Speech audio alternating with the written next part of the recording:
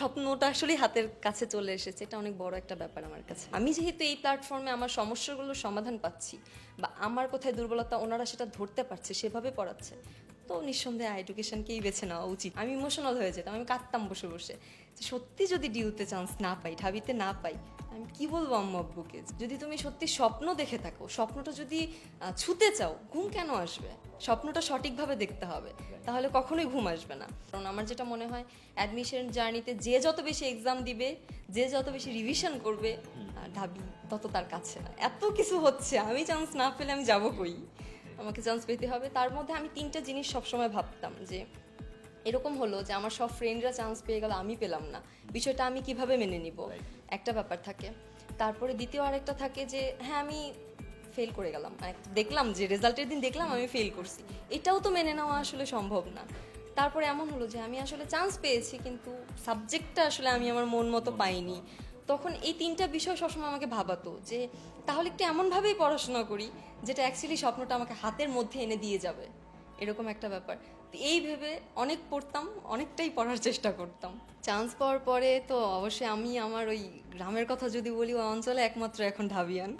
তো এটা হচ্ছে যেই শুনে যে মেয়ে কোথায় আছে, ঢাকা ইউনিভার্সিটিতে আছে, খুব ভালো লাগে। বিশেষ করে যখন এই কোটা আন্দোলনে আমরা তো আসলে ফার্স্ট ইয়ার, আমরা তো হলে যাইনি, হলে যেদিন গন্ডগোল হলো সবাই ফোন দিয়ে দেওয়া শুরু করছে, মেয়ে কোথায় আছে, মেয়ে কি বাসায়।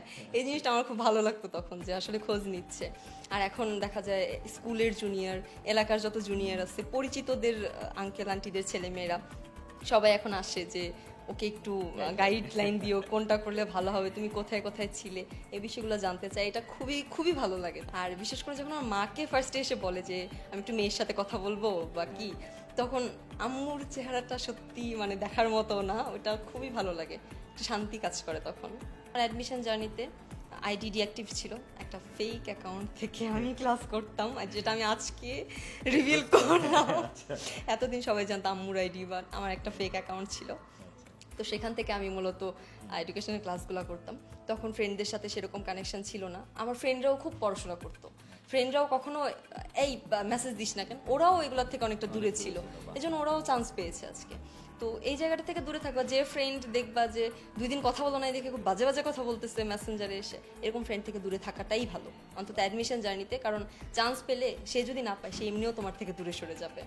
অনেকে আছে ফোনে এত বেশি অ্যাডিক্টেড হয়ে যায়। হ্যাঁ অবশ্যই ফোন চালাও, ব্যাপার না, কিন্তু সেটা যেন আসলে পড়াশোনার ক্ষতি না করে। বন্ধুত্ব অবশ্যই থাকবে, কিন্তু সেটা যেন পড়াশোনার ক্ষতি না করে। এই দুইটা জায়গা যে অনেক বেশি সচেতন।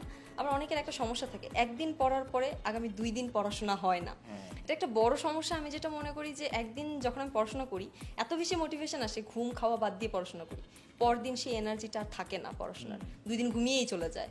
তো দেখা যায় পরবর্তী 2-3 দিন পড়া হয় না। আমি অনেকের কাছেই শুনতাম যে দোস্ত একদিন পড়লাম, আর তো পড়া হচ্ছে না। আমার এরকম কখনোই হয় নাই, রোজ ওই যে একটা নির্দিষ্ট টাইম ছিল, 6টা টু রাত 12টা, এই টাইমে আমার যা করার, ওই 12টার পর আমাকে কেউ পাবে না, আমি ঘুম। সর্বশেষ জুনিয়রদের উদ্দেশ্যে একটাই কথা বলা, ওই আমি আগেও অনেক টপিক এনেছি, রেগুলার পড়াশোনা করতে হবে, অন্যের রুটিন ফলো করা যাবে না, নিয়মিত ক্লাস করো। কোনো কারণে যদি ক্লাস মিস হয়, অবশ্যই সেটা পরে রেকর্ডেড ক্লাস করো।